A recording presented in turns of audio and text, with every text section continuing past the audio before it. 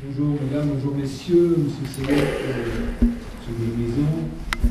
Effectivement, aujourd'hui, je suis satisfait de voir que nous avons rencontré les exploitants agricoles à la demande des chambres d'agriculture, alors l'exploitation agricole sur les Côtes d'Armor et sur le Morbihan, dans le cadre d'un projet d'exploration de recherche minier, ce qu'on appelle le projet d'exploration de recherche de SIFIAC, qui concerne une surface qui sera rappelée tout à l'heure.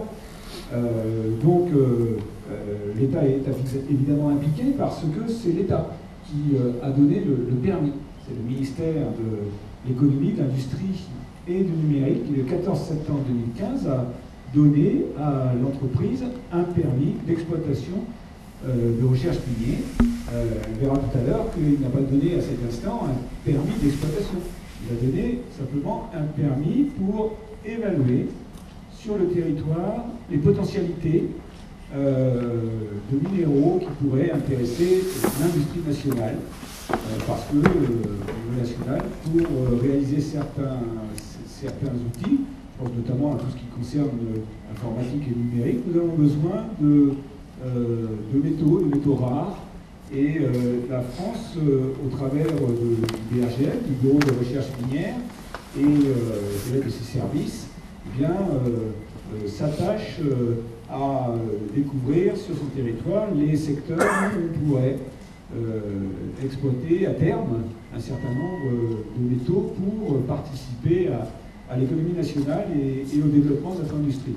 Aujourd'hui, nous sommes réunis pour vous présenter le permis exclusif de recherche de SIFIAC qui a été confié à l'entreprise Variscan, et donc vous montrer un petit peu quelle est, je dirais, la démarche qui est utilisée dans ce contexte qui se situe, je le rappelle, presque 10 années avant qu'une éventuelle exploitation soit mise en œuvre. On est là dans les premiers pas qui sont ceux de l'analyse géologique, l'analyse des terrains, pour voir s'il y a une opportunité et une possibilité de travailler dans ce domaine.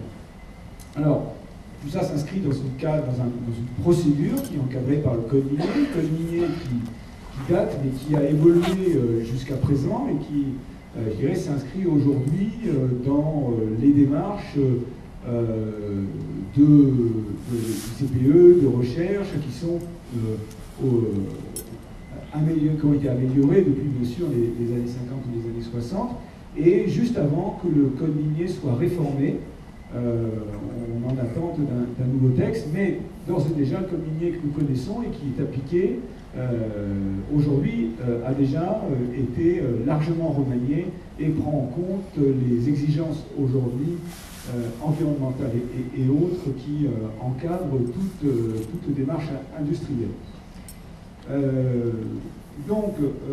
que je vous propose de faire, sans plus attendre, c'est de passer la parole à l'entreprise qui a été choisie pour effectuer cette analyse, ces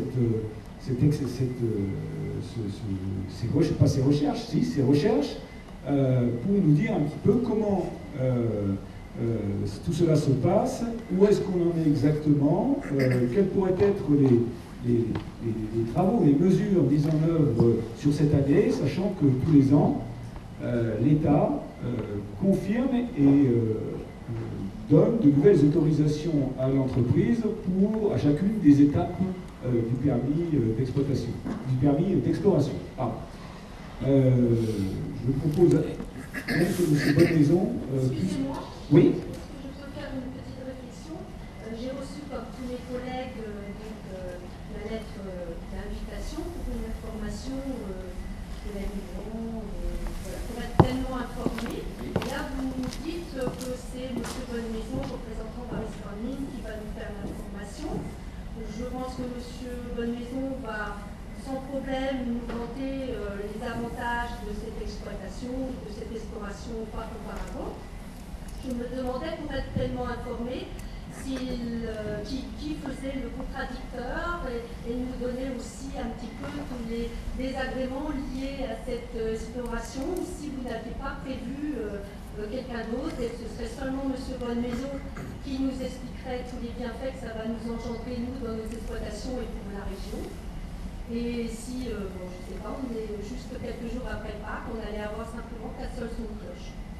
Alors, concernant les contradicteurs, je suis rassuré, vous êtes là, madame. S'agissant du cadre dans lequel, cadre juridique et procédural dans lequel va se situer l'exploration telle qu'elle est prévue au titre du permis qui a été accordé, je suis là au nom de l'État pour vous assurer que ce que dira M. Bonnemaison est tout à fait légal et correspond aux procédures à mettre en œuvre pour réaliser ces explorations. Le code minier et je dirais, toutes les démarches que l'entreprise doit effectuer auprès du préfet et doit effectuer au titre des procédures environnementales, eh bien, ce relève de l'État et je suis ici, en tant que sous-préfet, pour vous assurer que ce que va vous dire M. Bonnemaison est tout à fait en raccord avec la réglementation actuelle.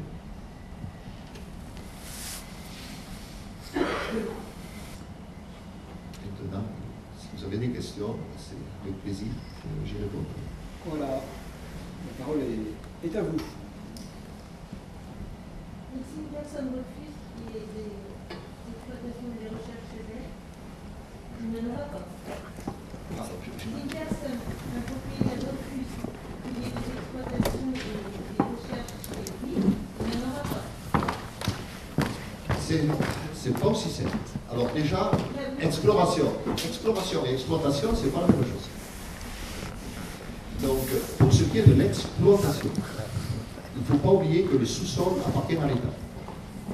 Donc c'est l'État qui décidera en fonction de l'intérêt national, mais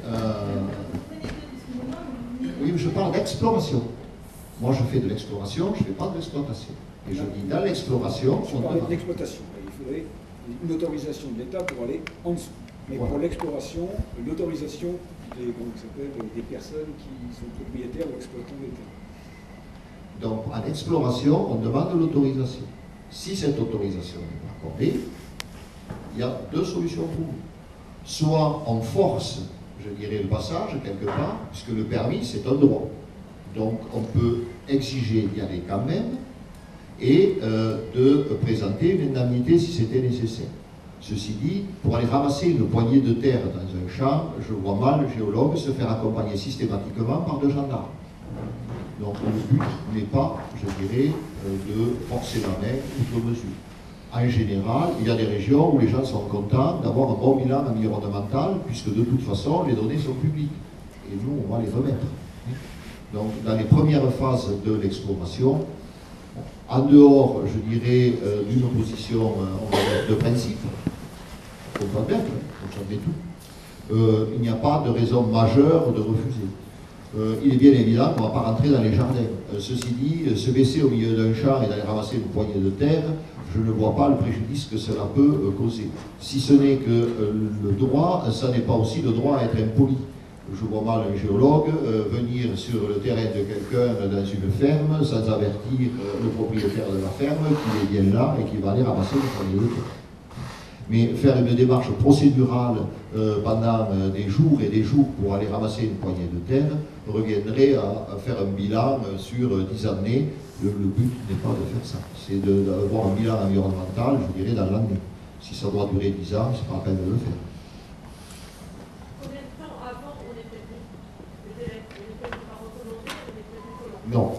S'il fallait faire une lettre pour tous les habitants, je dirais, d'une région, en général, on donne un plan d'échantillonnage à mairie et on le met au moins un mois et demi avant, puisqu'il faudra même que l'on puisse planifier nous-mêmes ce que l'on veut faire.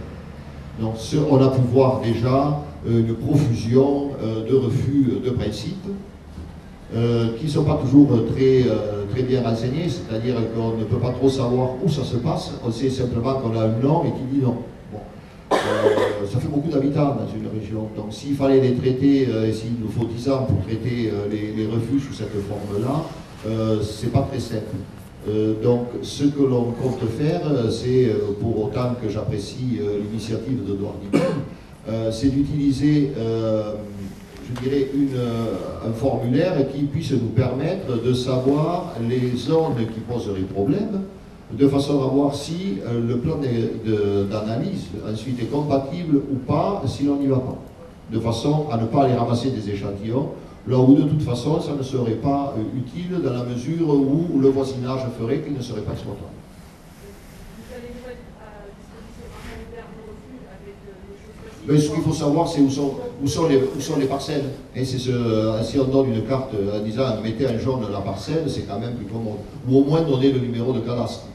Et le cadastre n'étant pas toujours. Nous, on s'en fiche un petit peu. Vous, c'est votre projet, il y a quand même énormément d'argent au bout. Quelque part, moi j'ai envie de vous dire, je ne peux pas faire votre boulot. Il va falloir se dépenser un peu pour récupérer tous ces millions. Oui, mais pas 10 ans. On n'est pas en train de vouloir refaire l'aéroport Notre-Dame-des-Landes. Mais non, mais si on est parti pour 10 ans, moi j'ai autant de ne pas faire l'approche environnementale. Ça vous coûtera moins cher, effectivement. Absolument. Attendez, la réponse est assez claire. Dire, vous avez demandé si l'entreprise irait sur les zones où il y a un refus. C'est non. L'entreprise n'a pas l'intention de passer 10 ans à faire des démarches juridiques pour obtenir le droit d'aller sur le terrain pour réaliser son objet. Maintenant, il y a une petite démarche technique à réaliser pour connaître précisément les lieux où il y a des refus. Ça va être organisé. Bon, à mon avis, je crois que la réponse est donnée. Mais moi, je voudrais dépasser ce point-là. Je veux dire, pourquoi est-ce qu'on irait refuser d'emblée de faire des analyses pour connaître un peu ce que nous avons dans notre sous-sol? Je ne comprends pas. Parce qu'on ne veut pas de mine. Vous avez vu comme moi ce qui était présenté, c'est pas agressif. Je veux dire, c'est simplement. Non, mais nous on ne veut pas de mine, point. Hein. Non, but d'exploiter derrière quand même. Nous on ne veut pas d'exploitation, tout simplement. C'est la roue juste de retourner à la maison, c'est le but d'exploiter après. Et on connaît aujourd'hui les conséquences malheureusement irréversibles des exploitations minières. Aujourd'hui, on est sur de l'exploration. On pourra parler tout à l'heure des modes d'exploitation. Je crois que très souvent, on a la référence des exploitations des années, il y a 10, 20, 30 ans. Aujourd'hui, les modes d'exploitation des entreprises est complètement différent. Ça a complètement évolué. Je suis d'accord, mais la nature, il y a 50 ans aujourd'hui, se comporte de la même façon. Les sous-sols, il y a 50 ans aujourd'hui, se comportent de la même façon à partir du moment où on va en contact de ces fameux métaux-là. Tout à fait, mais les modes d'exploitation qui existent aujourd'hui sont complètement différents et moins agressifs pour la nature qu'ils l'étaient à l'époque. On ne ressort plus la matière comme on le faisait. On pourra vous expliquer tout à l'heure comment ça se fait techniquement, mais aujourd'hui, ça n'a rien à voir. C'est-à-dire, dans la manière dont nous traitons aujourd'hui l'installation des entreprises et des installations classées, entre ce que pouvait faire il y a 30 ans sur les usines d'incinération, par exemple, et ce qu'on fait aujourd'hui et ce qui est rejeté, c'est le jour et la nuit. C'est-à-dire, ce qu'on fait sur les différents types industriels, ça a beaucoup évolué, et heureusement, on est tout à fait satisfait de voir que notre industrie pollue beaucoup moins qu'avant, mais néanmoins, l'industrie, c'est ce qui fait vivre les territoires. Nous avons besoin de faire travailler nos enfants et d'avoir des richesses sur les territoires. Mais je n'ai pas dit qu'il fallait le faire n'importe comment. L'État est là pour s'assurer que les conditions environnementales sont bien mises en œuvre pour pouvoir, traiter et organiser des exploitations dans des conditions qui sont satisfaisantes. Aujourd'hui, vous connaissez tous l'Adréal comme moi. On ne peut pas dire que l'Adréal soit un organisme d'État qui soit laxiste vis-à-vis de l'environnement. Et tout ce qui va être fait en termes industriels, en termes miniers comme autre chose, c'est sous l'œil averti de l'Adréal. L'Adréal, c'est une référence en ce qui concerne la protection de la nature. Excusez-moi, mais est-ce que vous avez des exemples de mines qui soient propres et aux conditions actuelles, avec tous les déchets enterrés, ou qui restent vraiment plus rien? Qu'est-ce qu'il y a comme exemple actuel en plan de Il y a pas mal d'exemples. Il ne faut pas les chercher en France, hein, puisque les dernières mines qui ont fermé en France ont fermé il y a déjà plus de 20 ans. Et c'était vraiment des modèles, je dirais, qu'il ne faut pas reproduire. Hein. Je ne vais pas jeter la pierre L'Adrial était pourtant au déjà là, passé, mais bon, c'est pas ce qu'il faudrait faire aujourd'hui. Les mines actuelles, je dirais, propres, vous en avez dans les pays scandinaves, hein, qui peuvent être regardées. Une mine ancienne qui travaille de manière correcte, bien qu'elle ait commencé son boulot il y a déjà plus de 40 ans pour le tungstène, c'est la mine de Mittersill, qui est dans un parc naturel, donc en Autriche. Elle a géré, je dirais, le fait qu'elle a un design tel qu'on pouvait le faire, je dirais, en 1974 quand ils ont ouvert, ce qui est quand même déjà un peu vieux. Malgré ça, ça n'a pas du tout perturbé, je dirais, le tourisme et la qualité du parc naturel en Autriche. Donc, des exemples, on peut en avoir. Il est sous, par exemple, maintenant, Johannesburg, vous avez des mines qui exploitent sous la ville, hein, parce que dès qu'on est à 500-600 mètres de profondeur, en fait, il ne se passe plus rien en surface. Donc, le principe est très différent en termes d'exploitation. C'est qu'on a intégré aujourd'hui, de toute façon, on ne peut plus laisser les déchets comme on les laissait dehors, et il ne faut pas, parce que c'est la question qu'on va poser, est-ce que l'État remonté en du plomb? Oui. Par définition, il y avait une minerai de plomb, il a été mis au jour comme on faisait à l'époque, il y aura du plomb en surface. Hein.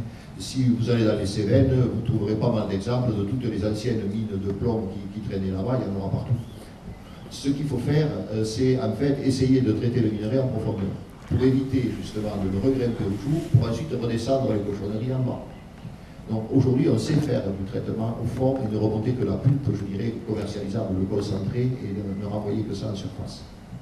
Il y a des procédés soit mobiles, soit fixes, qui permettent de le faire. De même qu'on peut éviter les pièges de la mine d'autrefois avec la cage qui remontait le minerai, qui était quelque chose de lourd et de coûteux. Aujourd'hui, on sait remonter ça sous forme de pulpe. Donc on a le transport du minerai vers la surface, en fait, se fait par des tuyaux avec des pulpes et de l'air sous pression, on appelle ça de l'air lift. Et on va éviter énormément tous les problèmes du passé sur le stockage, je dirais, de ces résidus qui sont laissés en fait sur le site de l'extraction, amalgamés avec des ciments et qui colmatent.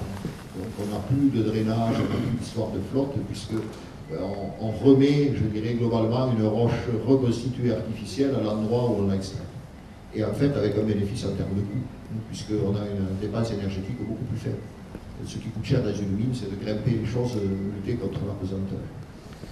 Alors, Éric Guégan, ERL de l'Aiguille-de-Courasifiac. Écoutez, moi j'ai entendu parler du BRGM, j'ai entendu parler de Variscan. Alors, c'est deux choses, je voudrais avoir un peu de précision, parce que je ne suis pas. Excusez-moi, le BRGM, c'est le Bureau de recherche minière. C'est un bureau de recherche minière, d'accord. C'est un institut d'État qui a la responsabilité de toutes les mines au niveau national. Alors, comme M. Bonneson l'a indiqué tout à l'heure dans la presse, on a entendu parler d'un certain nombre de choses qui ont été dites. J'ai lu qu'à Variscan, les dirigeants de Variscan étaient des anciens du BRGM. Est-il vrai? Oui, tout à fait. J'ai moi-même dit, enfin, j'ai travaillé pendant 30 ans au BRGM à l'exploration minière, et sur les 5 dernières années, j'étais l'adjoint du chef de service des ressources minérales. Le chef de service, c'était Jacques Testard, et lorsque l'on a eu envie de redéployer l'activité minière, le BRGM n'était pas l'organisme pour, je dirais, l'industrialisation de la recherche, et nous on est partis dans le privé pour faire ça. D'accord, donc vous avez bénéficié des recherches qui ont été financées par des fonds collectifs, par des fonds publics, pour pouvoir ensuite, entre guillemets, comme tout français, elles sont publiques. Ensuite, donc vous avez... Je précise. Les recherches faites par le BRGM dans le cadre de l'inventaire national sont des recherches publiques. Vous allez sur Internet, vous mettez sur le site Infoterre, vous y avez accès comme tout le monde. D'accord, très bien. Enfin bon, écoutez, vous reconnaître que vous étiez quand même le mieux placé pour pouvoir ensuite... Mais oui, j'ai eu la compétence pour... L'État l'accepte, donc il n'y a pas de... Mais Donc, les le privé documents à ce sont niveau-là. vous pouvez Mais j'aimerais bien que ce soit précisé parce que vous avez dit qu'il y a beaucoup de choses qui étaient indiquées dans la presse et qui semblaient être de temps en temps. Non, c'est vrai, mais je ne vais pas rougir d'avoir travaillé au BRGM. Alors, donc, ces 10 millions d'euros qui sont investis donc, pour la recherche, j'ai bien compris. Si on trouve à qui ensuite est attribuée la phase d'exploitation et quelle entreprise et surtout, comment pouvez-vous nous assurer que l'entreprise qui va travailler sera aussi saine, travaillera d'une manière aussi délicate, aussi précise, et surtout ne polluera pas. Qu'est-ce qu'elle a comme budget? Va-t-elle dépolluer les travaux qu'elle a fait et tout ça? Parce que je pense que là, on a évoqué une période de recherche, je ne suis pas dupe. Si on recherche, c'est pour trouver. Donc, évidemment, parce qu'on ne met pas 10 millions d'euros, tout le monde n'est pas un philanthrope, M. Bonneton. Je ne crois pas. Comment vous ne feriez pas ce métier? Donc, évidemment, donc vous allez le revendre, j'entends bien, parce que j'aime bien avoir des précisions. Vous allez revendre donc le fruit de vos recherches à une autre entreprise privée. Non, pas exactement. Si on n'est pas capable de faire autrement, oui, mais revendre le fruit d'une recherche, je dirais, c'est beaucoup moins profitable que de participer à l'exploitation. Donc nous, notre intérêt, c'est bien d'être la société exploitante. Alors maintenant, si le gisement est important, dans le cadre de Sylvia, on n'aura pas à faire la structure, je dirais, filonienne telle qu'elle est, ça restera de la PME minière, ça ne sera pas quelque chose de géant. Par ailleurs, on peut peut-être trouver des gisements de plus grande importance, mais c'est pas. Le but pour nous, c'est bien d'exploiter. À nous de présenter un dossier, mais qui, alors seul ou peut-être avec un partenaire. Ça n'empêche pas que l'on puisse s'associer si on ne s'estime pas soit suffisamment, je dirais, prêt techniquement, on n'a pas la science infuse, il se peut qu'on n'ait pas toutes les compétences pour exploiter un certain type de gisement. Pour l'instant, on ne l'a pas trouvé, donc il est très difficile de spéculer sur ce qu'il faut faire ou pas. Mais à supposer qu'on en trouve un, si on peut le faire seul, on le fera seul. Si on peut le faire accompagné, on le fera accompagné. Globalement, l'hypothèse de revente est un échec. Parce qu'on ne revendra jamais 10 fois la valeur de ce que l'on aura mis. On peut tirer plus de 100 fois ce que l'on aura mis si on l'exploite. Mais en revendant directement, ce sera très difficile. Or, vu les taux de succès que l'on attend, ce serait mettre le pied sur un escalier qui ne nous amènerait pas bien loin. Donc, oui, on va tâcher d'exploiter pour la garantie que ce sera bien fait. Et je dirais c'est le dossier qui est remis à l'État. La demande d'exploitation et d'ouverture d'un gisement va subir toutes les démarches requises. Très bien. Alors, la question poursuit donc M. le sous-préfet. Vous nous parlez de garanties. Donc, les garanties, si j'ai bien compris, c'est donc l'État qui va donc... Ce sont toutes les procédures à mettre en œuvre pour obtenir la concession d'abord, puis le droit d'exploiter ensuite, qui passe par toutes les démarches que vous connaissez maintenant, en tête publique, je dirais, toutes les procédures que nous avons, enquête environnementale, etc., qui prennent beaucoup de temps, mais qui garantissent que l'exploitation se fera dans les conditions encadrées par la loi. Alors, voyez bien, M. le Préfet aussi, vous avez reparlé du passé, mais le constat est simple.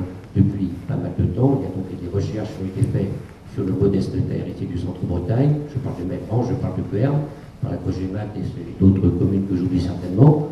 Quand on voit aujourd'hui de ceux qui nous ont laissés, écoutez, je crois que ce n'est pas très très brillant. Alors, quelle mesure financière?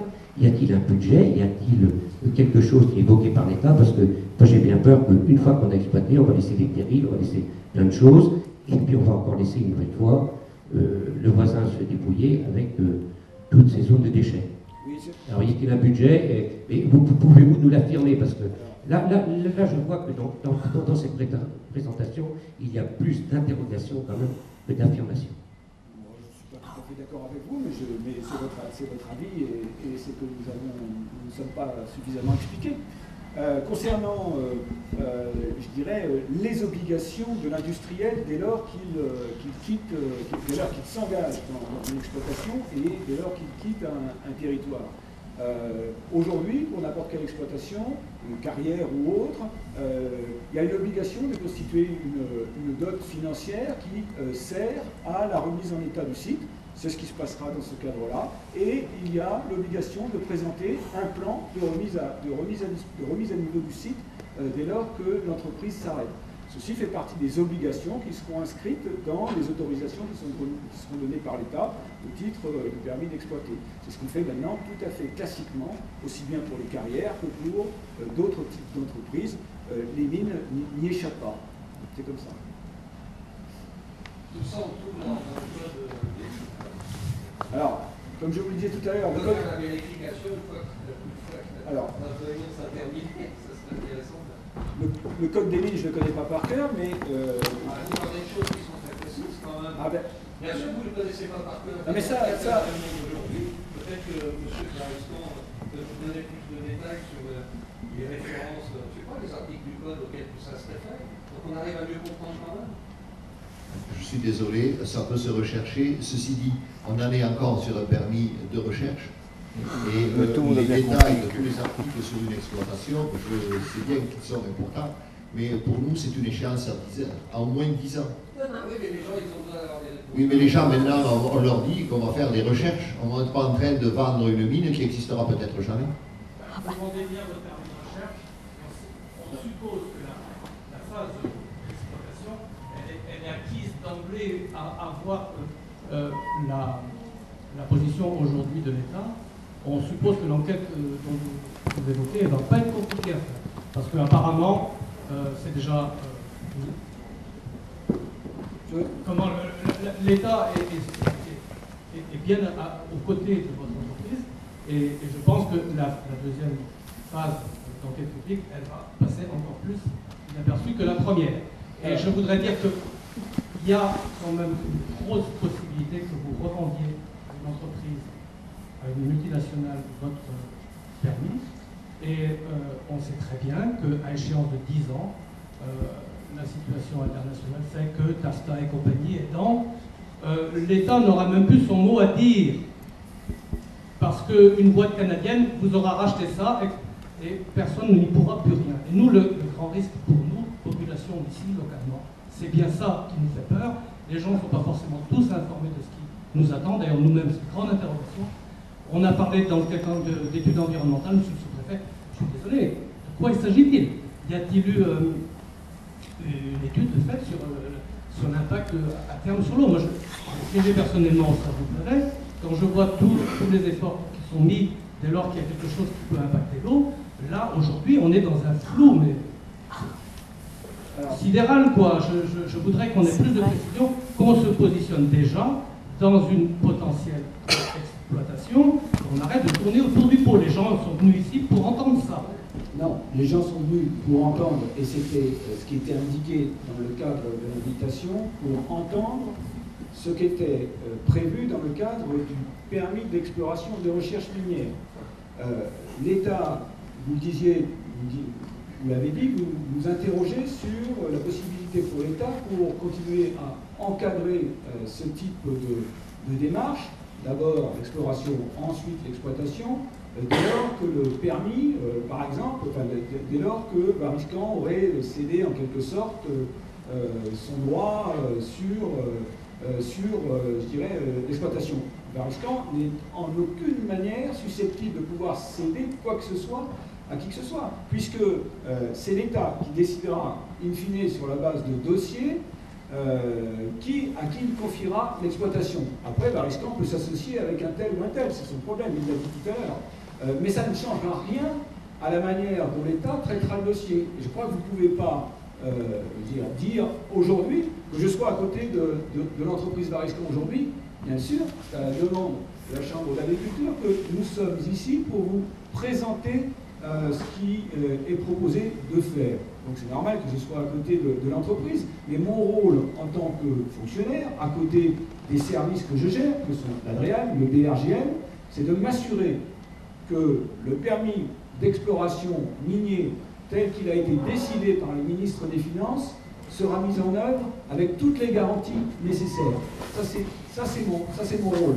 Mon deuxième rôle, lorsqu'il s'agira de donner une concession ou de permettre d'exploiter l'entreprise, c'est de faire en sorte que le dossier qui nous sera fourni sera analysé le plus précisément possible et que dans la mise en œuvre de l'exploitation, ce sera fait avec toutes les garanties nécessaires en termes environnementaux, technologiques et pour la sécurité des travailleurs. Voilà mon rôle. Mon rôle n'est pas de favoriser telle ou telle entreprise.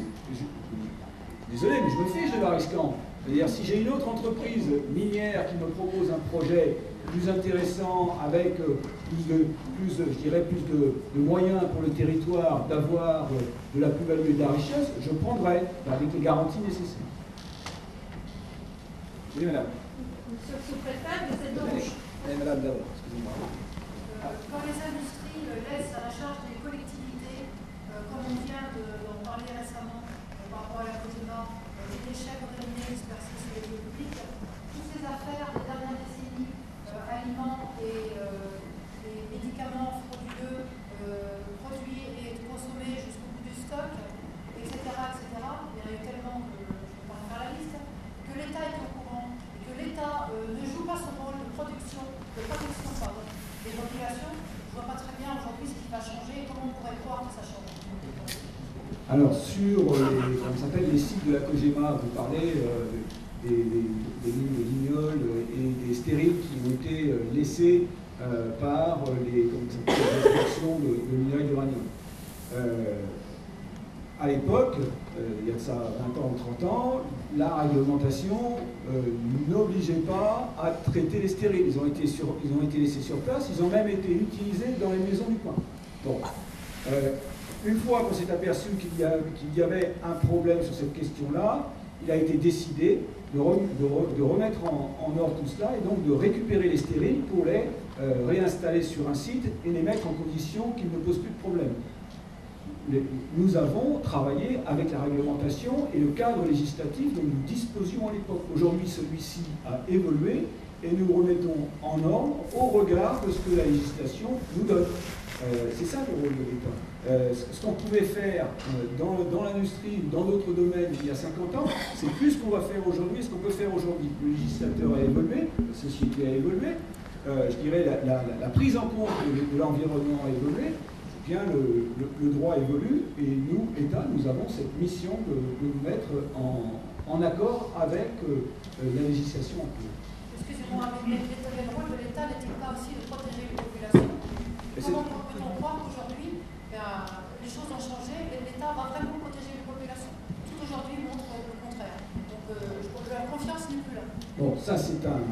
Alors là, on dépasse un peu le simple domaine technique. Vous avez un avis, bon, tranché, je l'entends, je ne vais pas vous convaincre visiblement. Sachez simplement que s'agissant du permis d'exploration et la concession et exploitation à suivre, si elle devait se faire, il y a un cadre légal qui est posé et sur lequel, je dirais, les services auront l'obligation de mettre en œuvre tout ce qui est prévu par le texte. Monsieur, vous vouliez... non, madame d'abord.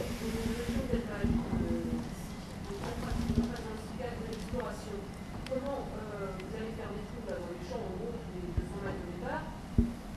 Déjà, c'est à nous de vous informer quand est-ce que vous allez arriver. Comment on va gérer, nous, nos élevages?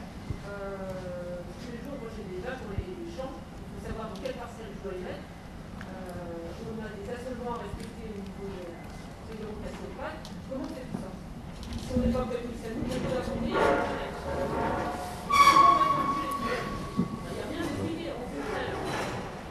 Vous avez pu voir, car pour l'instant rien n'a démarré et rien ne va démarrer pendant encore au moins 6 mois. Donc, voilà, mais la démarche, c'est que chaque commune est avertie avec une carte de la commune parcellaire de la zone qui va être, je dirais, normalement échantillonnée, et on remettra donc à chaque municipalité cette carte-là au moment où on enclenchera les travaux. Pour ce qui est, je dirais, du bétail, bon, si c'est des vaches, je suis content, mais en général, elles ne sont pas trop carnassières, j'en ai pas beaucoup peur. Moi-même, je viens du sud peut-être, mais j'en ai vu. Bon, je pense que ça ne gênera pas dans une prairie si quelqu'un marche au milieu des vaches, sauf dans certains cas particuliers que vous pourrez signaler, puisque de toute façon, les géologues, avant de venir, demanderont l'autorisation. Mais il s'agit de ramasser une poignée de terre, il ne s'agit pas de venir avec une pelleteuse. Une fois que vous avez fait cette étape-là, si j'ai bien compris, il y a l'hélicoptère aussi. Ben, l'hélicoptère, vous envoyez passer avec la gendarmerie de temps en temps, je ne pensais pas. Pas avec un cerceau, là. Bon, bon. Disons que c'est des... Je suis d'accord, mais si on était prévu largement avant, on pourrait gérer. Mais ça c'est prévenu largement à l'avance sur Merléa, ça a été fait. D'ailleurs, je peux vous rassurer, il n'y a pratiquement aucun intérêt à faire rouler l'hélicoptère sur la région.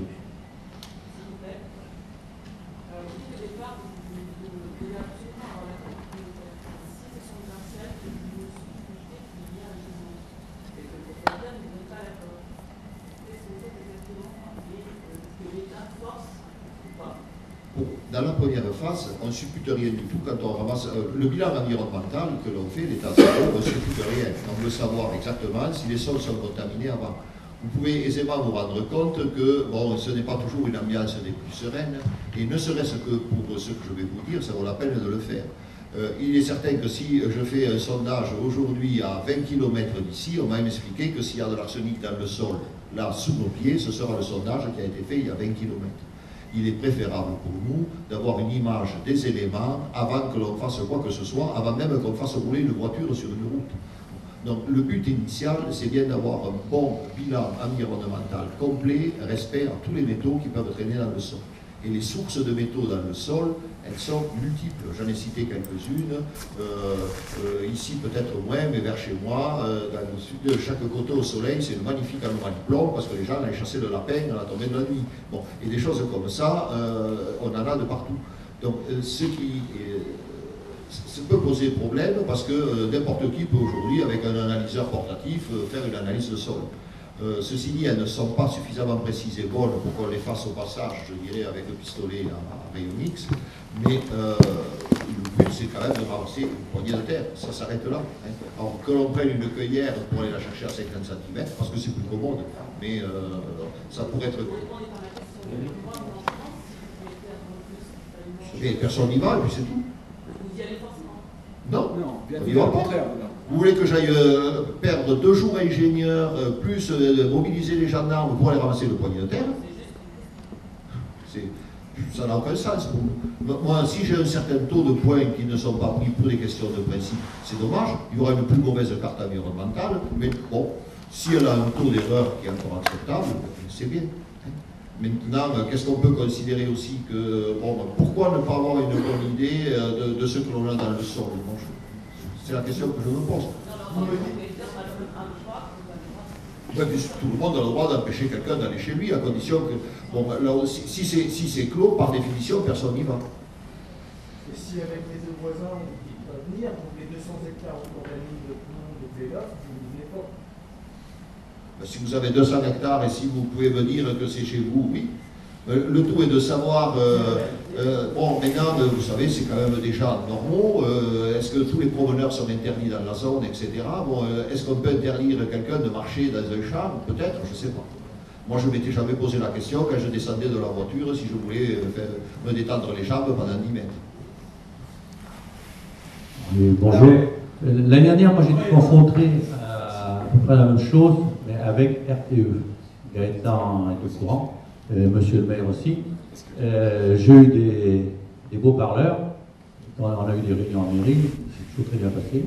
Madame a raison. Moi, j'ai eu 2 personnes, c'était pas l'entreprise de RTE, je ne me rappelle plus le nom, des sous-traitants, qui faisaient le tracé, qui se sont bien fait foutre à la porte d'une parcelle parce qu'il y avait un gros gibier avec eux. Et en fait, quand ils sont rentrés dedans sans mon autorisation. Et ils sont arrivés me voir après. Ben, heureusement qu'ils étaient jeunes et lestes, parce que sans quoi, ben, il y en aurait un au cimetière. Alors c'est pour ça que c'est pour vous dire que ce que vous dites n'est pas vrai. Et quand vous rentrez dans les terrains, vous rentrez dedans. Mais je voudrais faire un procès d'intention. Aujourd'hui, ben, je sais comment ça se passera demain. Moi, RTE, on va construire sa ligne de haute tension là, de 225 000 volts près de chez moi. C'est tout regrettable que bon, ben, j'ai pas eu le soutien voulu pour pouvoir modifier plus le circuit que l'on voulait, parce qu'on avait fait un projet initial. C'est un projet, ça concerne un petit peu, c'est un projet qui va vous attendre après. J'aurais dû être plus aidé, parce qu'il y a moyen de faire mieux. Mais seulement, on ne nous a pas laissé l'autorisation, mais on n'a pas eu le droit de suivre une zone humide qui était sur une route. J'ai trouvé ça un petit peu dommage, et ça protégeait, en fin de compte, les humains. Alors, on ne tient pas compte des humains, parce que comme vous parliez tout à l'heure des micro-Tesla, les ondes électromagnétiques, ben, moi, ils vont passer à 100 mètres de chez moi, je n'avais pas grand-chose à faire, parce qu'autrement, ils se passaient à 5 mètres de ma maison d'habitation. J'étais un petit peu en porte-à-faux, parce que je devais fermer ma gueule, excusez-moi le terme, parce qu'en fin de compte, ben, ils retournaient au projet initial, et je ne pouvais rien faire. J'ai réussi, en ayant envoyé les propriétaires d'autres signatures pour faire déplacer le projet, il y avait moyen de faire mieux. Après ça, quand vous dites bien des choses, moi je ne vous crois pas, parce qu'il y a eu l'exemple justement de RTE. Vous êtes aussi puissant que RTE. Le jour où vous allez venir sur le terrain, parce que si vous avez vous trouver des résultats, vous savez très bien comment ça va se passer, il y aura des manifestations. Tout le monde ira.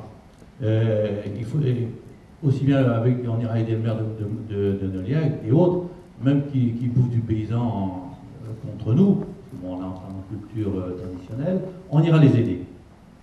Et c'est ça que je trouve un petit peu dommage. Il y aura, dans mon cas, il n'y a pas eu de solidarité, mais moi je ferai la solidarité d'aller les aider pour vous empêcher de faire des bêtises. Dans la nature. C'est votre position, monsieur. C'est ma position. Oui, elle est tout à fait respectable. Je veux dire, d'avoir cette chance en France, dans un pays démocratique, et de pouvoir nous exprimer comme nous l'entendons. Et c'est tant mieux. Moi, je trouve regrettable quand même, et ça c'est mon avis de sous-préfet, mais de citoyens aussi, hein, de voir que nous avons besoin d'activités sur nos territoires. L'agriculture, bien sûr, l'agriculture c'est la base sur le territoire du centre-Bretagne et l'agroalimentaire. Mais je crois que nous ne devons pas non plus nous priver de regarder s'il n'y a pas des capacités de diversification de notre économie. Nous voyons bien que lorsque l'agriculture ou l'agroalimentaire pousse un peu, nous regardons à droite ou à gauche pour savoir s'il n'y a pas d'autre chose à faire. Je ne dis pas de faire n'importe quoi. Je dis simplement de ne pas être complètement fermé à des opportunités qui pourraient se présenter. Alors, il faut que ce soit fait dans un cadre complètement cadré, avec toutes les assurances environnementales et autres, trouver peut-être, je dirais, des diversifications qui soient intéressantes dans les domaines, dans les énergies, on parle de méthanisation, on parle d'autre chose. Là, on parle recherche minière. Je connais une petite vallée dans l'Ariège qui s'appelle le Couserans, où il ne restait plus que quelques bergers, encore embêtés par les ours qu'on avait implantés, qui sont bien contents de retrouver, et les élus sont très satisfaits, de retrouver, je dirais, la mise en place d'une mine de zinc chez eux, qu'ils ont réouvert. Et je crois qu'il ne faut pas jeter d'un bloc ce que nous pourrions avoir sur nos territoires et voir les conditions dans lesquelles on peut le faire. Ça, c'est mon sentiment. Oui, monsieur. Oui, donc, tout à l'heure, vous avez parlé de mine propre de Mittersill en Autriche. Alors, je me débrouille pas très bien sur Internet, là. Et quand on regarde ce site-là, c'est vrai que ça a l'air propre, mais à quelques kilomètres, on voit des inondés.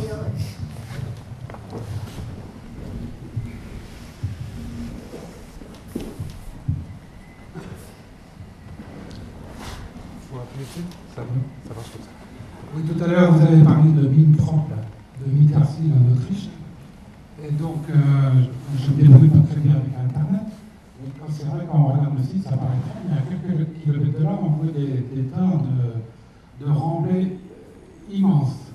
Et donc, par rapport à ça, je voulais savoir, quand vous creusez dans la terre, vous dites que vous remettez tout dedans. Moi, quand je fais un trou, j'arrive jamais à remettre toute la terre dans le même endroit. C'est exact. Bon, on ne parle pas de terre, on parle de roche, c'est un peu la même chose. Alors, Mittersill, il faut savoir que ça a démarré en 1970. Donc, il y a beaucoup de choses qui ont été sorties. Ils ont sorti plusieurs millions de tonnes, donc c'est une grosse mine. Et sur des systèmes, je dirais, d'exploitation classiques. À l'époque, on ne faisait pas ce qu'on appelle aujourd'hui le backfill, qui est le remplissage, je dirais, derrière soi, tel qu'on peut le pratiquer. Ils ne peuvent pas maintenant remettre 40 ans d'exploitation au fond, et donc il y a bien l'état qui date de l'ancienne exploitation. Ceci dit, ils sont gelés, et ils ne contaminent pas. Alors bien sûr, ils y sont, et bien sûr, il y a l'état qui ont été sortis, oui.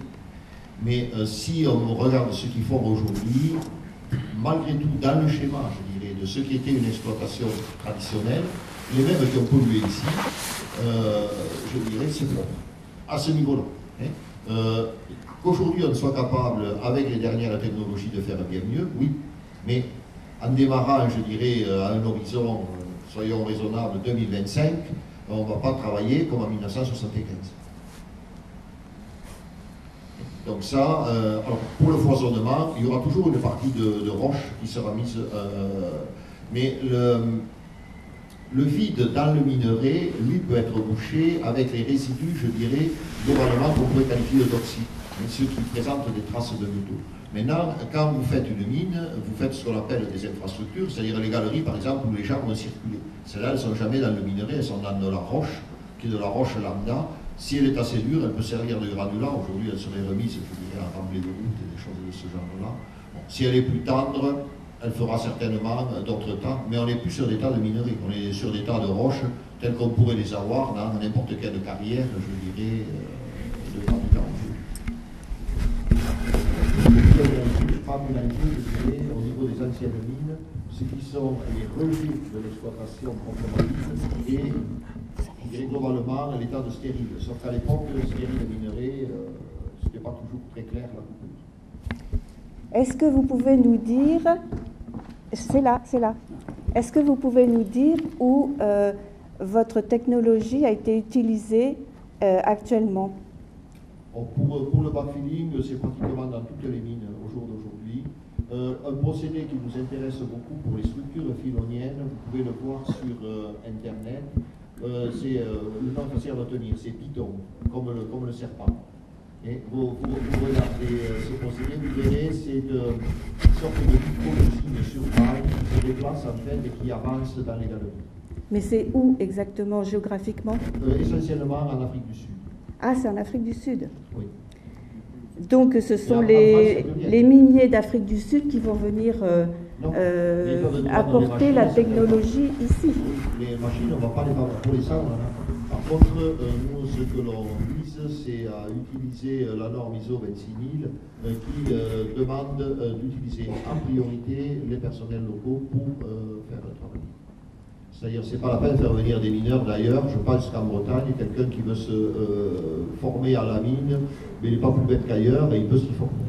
Or, l'avantage de ces trucs-là, c'est que généralement, et depuis combien de temps exactement cette technologie a fonctionné en Afrique du Sud? Depuis combien de temps? 10 ans? Oui, il y a une bonne dizaine d'années. Et elle continue? Bien sûr. Ça permet d'économiser. C'est donc dans la mine, c'est important, hein, puisqu'une société minière, c'est comme une autre, il faut qu'elle ait des bénéfices. Donc on a des coûts énergétiques meilleurs, surtout puisqu'on n'a plus en fait à faire l'eau. Ce qui coûte très cher dans une mine, c'est de bouger les choses, c'est de bouger de la roche, et surtout quand il faut la grimper à l'air. Si vous avez une mine à 1000 mètres de profondeur, grimper les tonnes sur 1000 mètres de haut, pour redescendre ensuite le remblai, c'est extrêmement coûteux.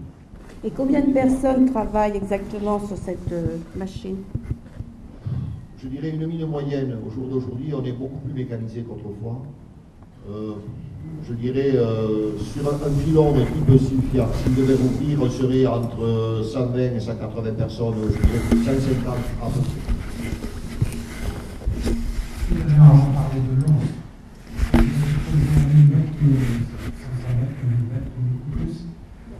Il n'y a pas de risque pour l'eau?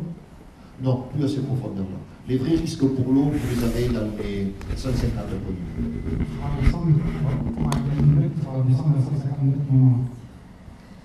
Pour aller à 1000 mètres, il faut descendre à 1000 mètres et il faut faire un puits. Il faut passer par 150. Ah bah, oui, en fait, bon, ça on sait faire quand même. Hein.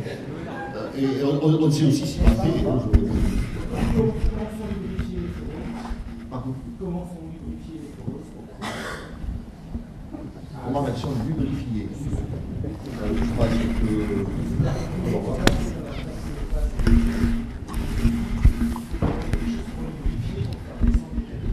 Ah non, mais tout ça, ça se fait sans produits chimiques, sans rien. C'est là que tu parles. Non, c'est de l'eau. C'est des trucs horribles. Lorsqu'on travaille...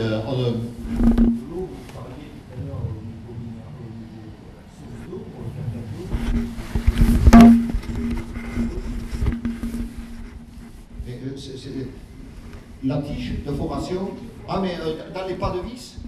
Ah, ben là, peut-être, mais il doit y avoir une cuillère à café entre chaque tige, je crois.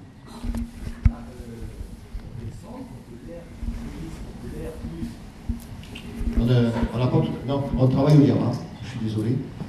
C'est de l'injection d'eau. Je n'ai eu qui est venu il y a moins de 10 ans chez moi, est-ce que je veux dire? Oui, mais ça dépend si vous faites, ça dépend si vous faites du marteau fond de trou ou si vous faites de carotté. Nous, on ne fait pas du marteau fond de trou parce qu'on ne verrait rien. Quand vous faites un trou pour l'eau, il y a deux façons. Soit vous étudiez le réservoir, c'est ce que j'ai parlé pour faire. Donc on veut connaître les roches. Ce n'est pas des billes de l'eau, c'est des roches poreuses. Donc on veut bien la connaître, donc on veut la prélever. Et à ce moment-là, la tige qui descend, c'est un tube creux comme tube, mais dont la bordure est tapissée de diamants. Et on le fait tourner. Et c'est ces diamants qui usent la roche. Et on remonte à l'intérieur une signature de roche la plus intacte possible. On a besoin d'un soit donc on veut faire de la géologie, c'est le seul technique. Le marteau fond de trou, il a un avantage, il est pas cher, il est pas vieux. Donc quand on veut faire un truc pour aller capter de l'eau, je dirais pour un captage d'eau agricole, même de consommation, ce qui intéresse, c'est d'avoir le trou. C'est pas simplement de bien préserver la roche qui était à la place du trou. Donc là, oui, il faut injecter de l'air sous pression. Parce qu'il faut faire remonter de l'air ou de l'eau. Ça peut être de l'eau.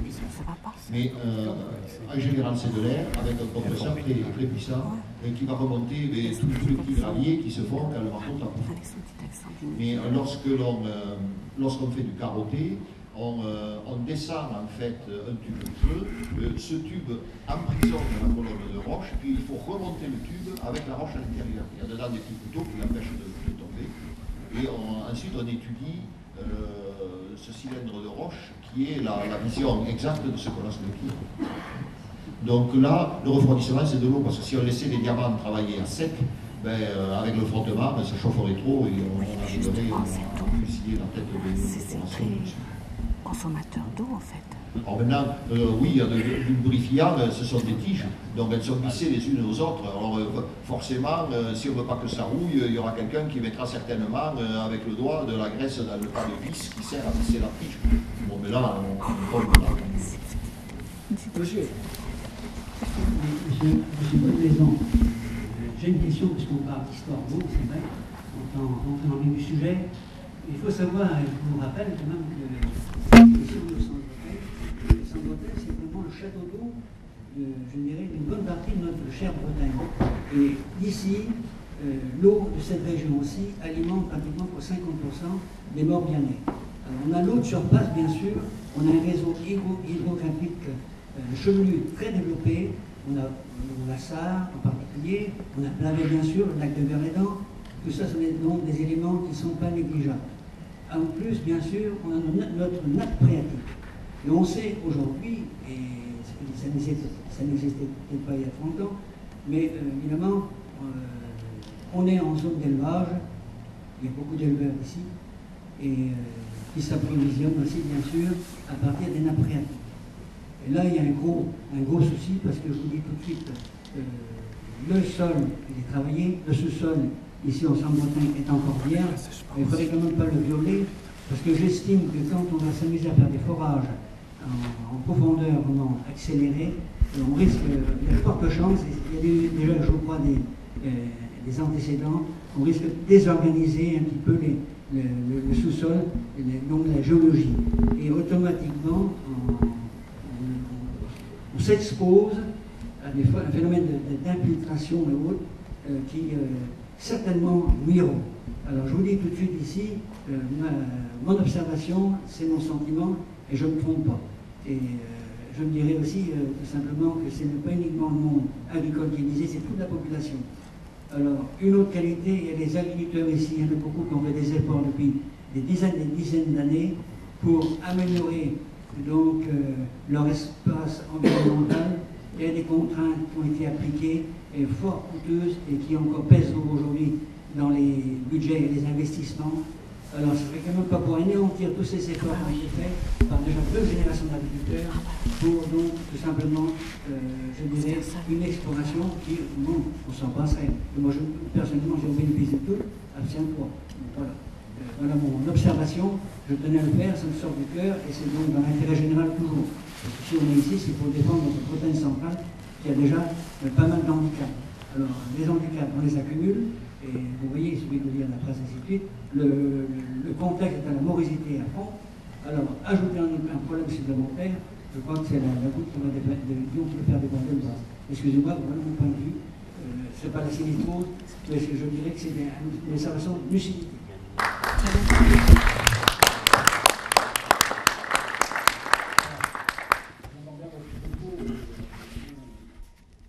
Conscience des efforts que l'agriculture a fait depuis ces dernières années pour accompagner les évolutions, notamment en matière environnementale, et on remercie l'agriculture de son travail. Mais je crois qu'il ne faut pas opposer les économies. C'est-à-dire, si d'aventure on devait s'orienter vers l'exploitation, ou en tout cas déjà dans un premier temps vers l'exploration, il ne s'agit pas de mettre en difficulté l'agriculture. Il est évident que ce qui va être réalisé, en tout cas au niveau de l'exploration, et que l'exploitation sera pareil, ça n'aura aucun impact sur l'agriculture. Je veux dire, comment ça s'appelle, la récupération des modes de terre, le travail bibliographique, le travail par hélicoptère, et même les quelques sondages qui vont pouvoir être faits à un premier niveau n'auront pas d'impact sur l'agriculture, et vous pouvez être rassuré sur ce point-là. Si jamais on passait à une phase d'exploitation, on reviendrait sur un territoire beaucoup plus petit en plus, puisque l'exploitation ne se fait pas partout sur la surface qui est proposée pour l'exploration. On se retrouverait là sur un terrain qui serait extrêmement réduit, dans des conditions qui seraient, je vous l'ai dit tout à l'heure également, encadrées très précisément par le législateur au niveau environnemental et au niveau de la protection de l'eau. L'ADREAL est également très attentif à ce que l'eau ne soit pas polluée ou mise en difficulté par des exercices techniques qu'on aurait à mettre en œuvre. Vous avez désormais, pour encadrer l'eau, tout un tas d'associations, je pense au SA, je pense aux clés, je pense à toutes ces institutions qui sont notamment, je dirais, co-gérées par le monde associatif et qui seront bien sûr associées à tout ce qui pourra être fait. Et je ne pense pas que ces personnes dans ces institutions soient, je dirais, susceptibles d'avoir la moindre... de laisser le moindre fait passer qui pourrait venir compromettre la qualité des eaux. D'accord. Si ça avait été une démarche prise en compte par le SAGE du Valais, les choses ne seraient pas du tout passées comme ça. Tous les acteurs du territoire auraient été mis autour de la table. Vous voyez comment l'histoire s'est produite sur nos PER. Ça a été fait en catimini. S'il vous plaît, avec tout le respect que je dois, n'allez pas mettre ça en comparaison avec les démarches du champ SAGE Valais, qui sont tous quelques respectables et démocratiques. Aujourd'hui, on est en phase d'un passage en force. Je voulais vous dire. Donc, pouvez-vous, l'un comme l'autre, donner par exemple les quantités d'eau nécessaires à l'exploitation minière, mettons après là. C'est en millions de mètres cubes. Ah oui. Oui. Les mines sont... alors donnez-moi le chiffre. Non mais, les extractions sont énormément consommatrices. Voilà, je fais un chiffre. C'est ce que j'ai entendu. Et comme on a beau en Bretagne avec la ressource en eau des participativité, mais la conséquence de l'utilisation de quantité d'eau phénoménale telle que serait envisageable auront forcément, même à grande profondeur, des impacts sur, comme je le disais, les nappes de surface, etc. Enfin, évidemment, informez-nous. Parlons de la quantité, de la ressource en eau. Parce qu'il n'y a pas, à ma connaissance, on n'a aucun chiffre. Alors peut-être sur les deux temps, parce que le premier temps de l'exploration, je pense qu'en eau, il n'y a pas grand-chose, parce que l'exploitation... On est tous passés à la phase. Oui, mais on est en train de parler d'une mine hypothétique qu'on trouvera peut-être, dont on ignore tout. On s'en fout. C'est pas quand ça sera fait que... La couleur du camion qui va circuler là. D'explorer, oui. Et on est en train de comprendre, à travers ce que dit vos voisins, que ça a été fait sans concertation avec ceux qui s'occupent de l'eau en Bretagne.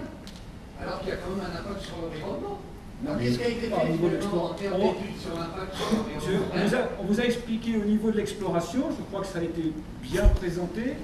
que les organismes qui sont dessus, pourquoi ils au niveau de l'exploration, il n'y a pas d'impact environnemental. Qu'il y ait ensuite, dans le cadre de l'exploitation, un usage de l'eau un peu plus conséquent, et monsieur Benmaison va nous en dire plus, et que dans ce cadre-là, on va avoir des études environnementales, et que dans ce cadre-là, il va y avoir comment ça s'appelle, des arrêtés lois sur l'eau qui vont être pris, etc. Et évidemment, dans le cadre de l'exploitation, non, mais il joue là-dessus. Il tronçonne. D'accompagner dans la gestion de l'eau en Bretagne seront présents. Parce que, moi, ça, je vous le garantis, c'est partie, évidemment, du cadre législatif qui entoure les permis. Après, quand on sera en phase exploratoire, c'est trop tard. C'était dans le tronçon qu'il fallait. La consommation d'une sondeuse en eau, en général, c'est une petite citerne que l'on met à côté qui peut faire 3 mètres cubes, ça doit être. Donc là, dans l'exploration, on peut utiliser. Dans la mine, par contre. Oui, mais l'exploitation, on aimerait bien qu'il y en ait une, mais on sait pour c'est assez précis la consommation en eau. Ce que l'on fait de plus en plus, ce que l'on sait au moins, c'est que l'on ne rejettera pas les eaux de mine comme on les rejetait autrefois, c'est-à-dire en gros en faisant un tuyau qui va dans le premier ruisseau. Ça, c'est fini. Lorsqu'on rejette de l'eau aujourd'hui dans la nature, cette eau doit présenter toute une, je dirais, toute une certaine qualité. L'eau ira au ciel alors que l'eau. Mais l'eau, elle va travailler en recyclage. Mais on est dans le sol et on recycle, en général. Parce que c'est quand même plus simple. On est dans les sources. Pourquoi dans les sources? La terre est pleine de sources. Mais là, vous êtes des fois 500-600 mètres dans la roche, il n'y a plus beaucoup de sources. Il y a de l'eau qui arrive par le haut et qu'on essaye de limiter au maximum. En principe, au fond, dans la roche saine, il n'y a plus d'eau. C'est aussi sec qu'une pierre tombale. Donc là, ça devient... Les venues d'eau, c'est des problèmes de surface, ce n'est pas des problèmes de profondeur. Sauf s'il y a une faille, mais à ce moment-là, il faut bien entendu la boucher. Les gens, ils n'aiment pas se noyer au fond des mines. Donc, normalement, il n'y a pas énormément d'eau. Il faut qu'il n'y en ait pas. Si elle est bien faite, il n'y en a pas. Alors maintenant, pour vous donner le détail des chantiers d'une mine hypothétique, je n'en ai pas la moindre idée. Je peux toujours vous raconter n'importe quelle histoire pour endormir, mais je ne sais même pas s'il va y avoir une mine. Alors savoir quelle va être sa consommation et quel est le schéma qui va être utilisé, je ne sais pas. Ce que l'on sait par contre, c'est que comme toute eau qui va être rejetée devra être traitée, il faut en rejeter le moins possible. Et pour en rejeter le moins possible, il faut recycler le plus possible. Donc, ce qui peut très bien limiter la consommation. Ça ne veut pas dire qu'il n'y aura pas un volume qui tournera au fond pour le traitement, c'est fort possible. Mais au jour d'aujourd'hui, je n'ai même pas la moindre idée du traitement. Donc, vous donnez des chiffres précis, ça relèverait de la fantaisie. Vous avez évoqué, monsieur le sous-préfet, le potentiel de diversification que pourrait avoir ce genre de projet sur nos terres. On n'a pas évoqué quand même précisément le nombre d'emplois, et moi je pose la question, est-ce que éventuellement le remède ne serait pas plus pire que le mal, puisque à côté de ça, nous développons aussi, nous aussi dans nos exploitations, on parle de diversification, on parle aussi de gîtes, ce genre de choses. Est-ce que de tourisme vert également, est-ce que vous ne trouvez pas que ce genre de projet n'est pas trop en adéquation avec l'aspect touristique qu'on veut développer sur nos terres? Évidemment, si on fait référence aux mines à ciel ouvert qui faisaient plusieurs kilomètres de large à l'époque, je vous suis volontiers. Par contre, dans les modèles de mines moyennes qui pourraient nous être proposés et qui, à la surface, si j'ai bien lu le dossier, pourraient concerner la surface de 2 terrains de football, je considère que ça peut tout à fait s'intégrer sur le territoire sans mettre en difficulté les projets touristiques qu'on peut avoir par ailleurs, projets forestiers ou d'autres projets que nous avons sur le territoire. Je pense qu'il ne faut pas, si on en revient à la diversification, l'idée c'est de pouvoir recevoir sur le territoire le maximum d'activités qui puissent vivre ensemble les unes à côté des autres pour mailler le territoire et donner un peu d'attractivité au centre-Bretagne. C'est ce que nous cherchons ici. Après, moi j'entends les inquiétudes qui s'expriment aujourd'hui. Peut-être On en terminera là-dessus peut-être, si vous souhaitez. Et dernière question, monsieur. L'idée du gouvernement, de l'État et du gouvernement, c'est d'accompagner les porteurs de projets pour mettre en œuvre des projets industriels dans les normes. Par ailleurs, le souci du gouvernement, c'est également de favoriser l'activité sur les territoires. Pas à n'importe quel prix, pas en remettant en cause ou en détruisant des choses. Je crois que cette période est révolue et aujourd'hui, l'État est le premier responsable en ce qui concerne la qualité des territoires et l'environnement. Et je crois que les uns et les autres, les agriculteurs également, vous pestez plus d'une fois contre l'État parce qu'il vous embête sur des normes environnementales. Je le fais moi aussi, même en tant que sous-préfet, parce que l'Adréal m'embête alors que je veux installer une zone d'activité. Bon, on s'est donné des contraintes environnementales, maintenant il faut les assumer, eh bien, je peux vous garantir qu'elles tomberont sur le dos des industriels qui voudront s'engager dans la mise en œuvre d'une mine. Ça augmente le coût, ça nous met en difficulté concurrentielle vis-à-vis d'autres pays, mais c'est le choix que nous avons fait, je pense qu'il est légitime. Maintenant, permettons quand même que sur le territoire, nous puissions réaliser ce type de projet. On a des éoliennes qui sont contestées. On a, j'ai vu même que, comment ça s'appelle, que tout ce qui concernait, je sais pas, par géothermie, ça y est. J'ai entendu hier ou avant-hier que c'était dangereux, que ça pouvait provoquer des micro-tremblements de terre. Donc voilà, il faut, je crois, être raisonnable, attentif, vous avez raison, mais raisonnable, ne pas rejeter tout ce qui nous est proposé, sinon on ne pourra plus rien faire chez nous.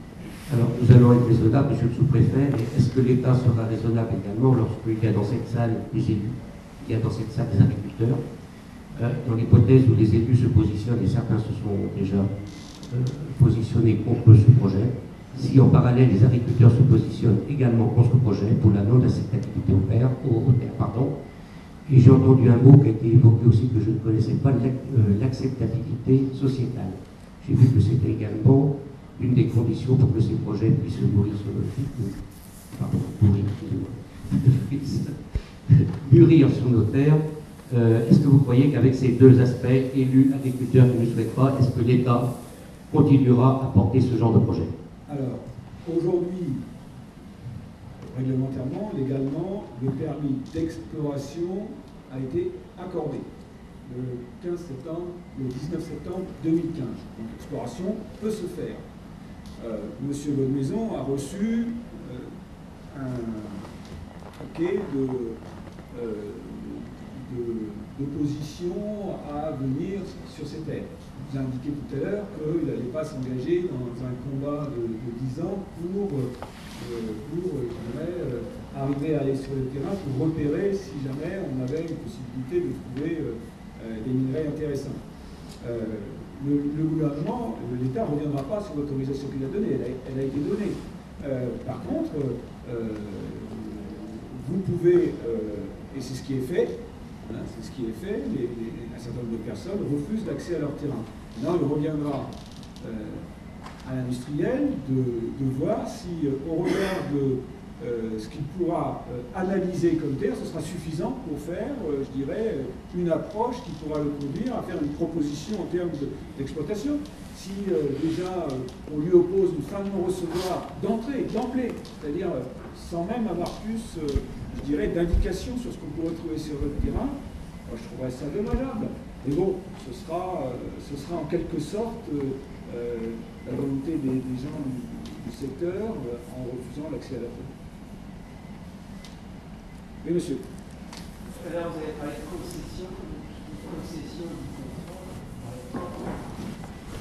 Ça veut dire qu'au bout de 30 ans, quand il y a l'exploration, l'entreprise va se retirer. Vous avez parlé aussi de dot pour la remise en effort environnemental. Du coup, à qui revient la remise en effort au bout de ces 30 ans? Est-ce que c'est au propriétaire du terrain ou à l'exploitant qui va exploiter avant? Parce que là, il y a un flou. Non, il n'y a pas de flou. Comme dans toute entreprise, mine ou autre, ou carrière, la remise en état du terrain revient à l'industriel.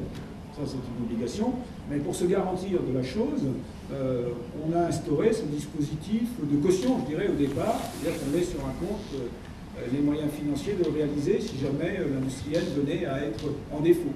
Mais c'est bien l'industriel qui met en œuvre les travaux sur le terrain qu'il revient de remettre en état le terrain.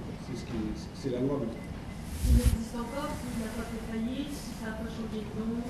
Oui, c'est pour ça. Parce que dans 20 ou 30 ans, quand on va commencer à voir la pollution de l'eau. Vous avez raison, madame. Monsieur le sous-préfet, vous ne serez plus en activité. Vous êtes dans le bilan depuis pas très longtemps. Dans quelques années, vous serez parti ailleurs pour un plan de carrière. Monsieur Bonne-Maison, il se reposera sur son matelas d'argent si ça a marché, ou ses héritiers. Nous vivrons encore ici, ou nos héritiers, les gens qui ont racheté nos exploitations qui vont faire de la valeur si avec un petit peu de doigt taxé chez nous. Et dans 20 ou 30 ans, on ira chercher qui? Parce que j'ai bien compris que vous allez bien bétonner tout le sous-sol. Il y aura une partie aussi des routes qui ont été faites pour pouvoir passer les camions et tout, toutes ces milles, elles resteront là à la charge des communes. Donc ça sera bétonné en dessous, bétonné au-dessus. Mais l'eau, elle va quand même s'infiltrer, hein, je pense, dans 20 ou 30 ans. Quand ça va arriver dans le canal, vous ferez quoi? L'État fera quoi? Vous ferez comme le nuage de Tchernobyl, où ça va s'arrêter à la frontière par l'avis du gouvernement de l'époque, ou alors ça va s'arrêter, la pollution de l'eau, dans le canal, à la frontière entre les Côtes d'Armor et le Morbihan, un peu avant le lac de Guerlédan, qui représente une source en eau importante pour le Morbihan. Est-ce que vous en êtes capable? Alors je répondrai juste à la première question, après c'est un petit peu dérivé. Sur la question où vous demandez qu'est-ce qu'on fait dans 30 ans si l'entreprise n'existe plus, c'est pour ça qu'initialement, au départ, une caution est demandée à l'entreprise pour pouvoir l'utiliser si jamais l'entreprise était défaillante à la fin. C'est ce que j'ai dit tout à l'heure. Voilà. Peut-être une dernière question. Si à une entreprise étrangère, il s'en fichera bien, M. Bonne-Maison, il restera une mine qui n'existera sûrement plus puisqu'il aura vendu son projet si ça se fait. Monsieur le maire. Non, non, non.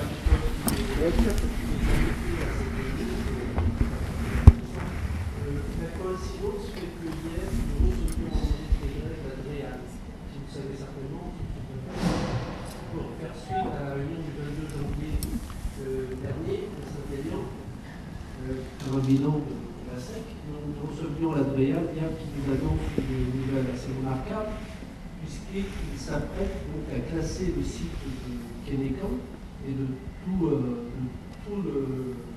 l'entourage, si vous voulez, du lac de Guerlédan en site remarquable naturel. Donc, évidemment, ils nous ont posé la question pour savoir s'il y avait des projets. Évidemment, nous avons parlé de choses et d'autres, de projets éoliens au-dessus de Kénécan, je ne sais pas comment c'est de projets éoliens et évidemment de projets miniers. Et à notre grand étonnement, il ne semblait pas au courant de ce projet minier, que je trouve un peu regrettable qu'il ne soit pas ici aujourd'hui à la table des discussions. Donc pour vous dire, un projet minier sur un site qui a vocation à devenir site remarquable au même titre que la Pointe du Raz, au même titre que la forêt de Lambeau, etc., est-ce que c'est pas une anthologie? Alors, vous avez vu les personnes de l'Adréal qui s'occupent des espaces paysagers classés, qui nous ont fait une proposition suite à la SEC de Guerlédan pour nous dire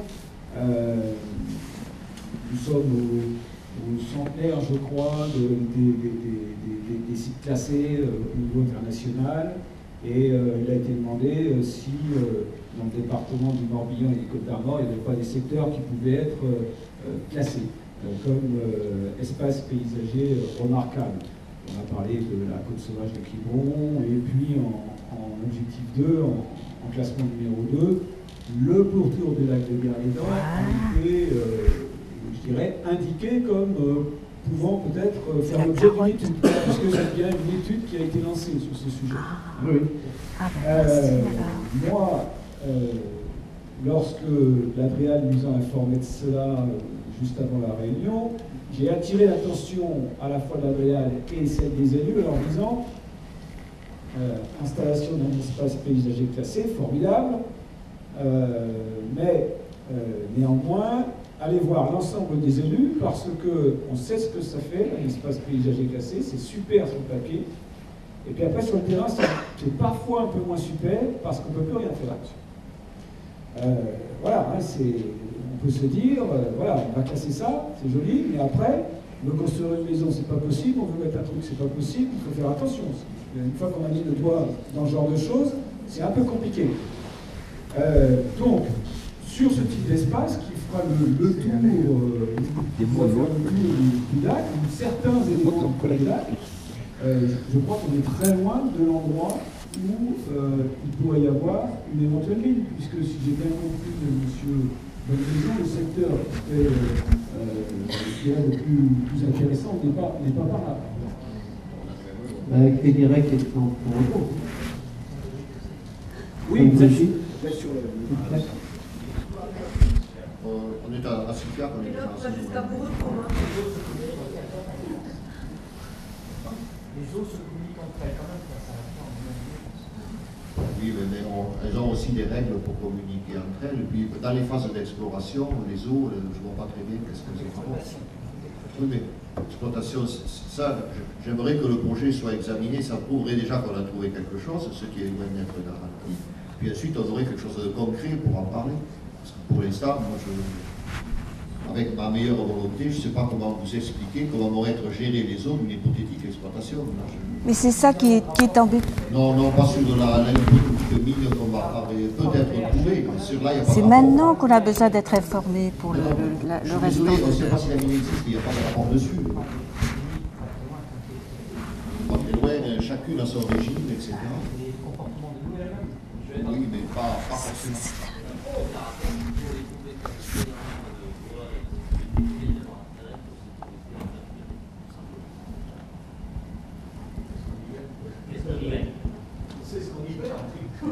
Alors, qu'est-ce que vous y perdez a priori? Rien. Je ne vois pas qu'est-ce qu'on perd à essayer de ramasser le panier de terre. On y perd beaucoup et on y Qu'est-ce gagne que vous zéro. pouvez y gagner? Probablement des indemnités, s'il y a des sondages qui se font, ça peut faire, c'est censé indemniser, bon, donc ça peut faire un petit rapport. Mais là, à l'échelle locale, je dirais, si les projets devaient aboutir à un meilleur développement économique, ça sert à tout le monde. C'est que répondre à la question directe, on ne va pas payer pour aller ramasser une poignée de terre, dès lors que j'y commence, je préfère ne pas ramasser. Quel développement économique? C'est pas précis du tout. Quel développement économique? Mais si, quel développement économique? Si jamais on ne trouve rien, aucun. Ben oui, on vous parle de s'il y a quelque chose. Parce que vous êtes toujours en train de séparer l'avant et l'après. Mais c'est maintenant qu'il faut nous parler de l'après. L'après, si on trouve une mine, il faut des hommes dedans pour travailler. Ça ne marche pas tout seul, ce n'est pas un jeu avec un joystick. Ça veut dire à peu près 150 postes directs. Et comme justement c'est devenu très mécanisé, il faut pas mal de postes indirects. La ratio aujourd'hui, c'est de 1 pour 4. C'est-à-dire que globalement, s'il y a 150 postes directs, il y aura 600 postes indirects. Mais ces gens-là, ils auront un salaire, puis ils auront un travail. Alors, est-ce que ça a un impact ou pas? C'est vous qui voyez. Voilà, maintenant. Et qu'est-ce qui nous garantit vraiment qu'il y aura autrement, même avec c'est fou. Enfin, personne ne doit revenir.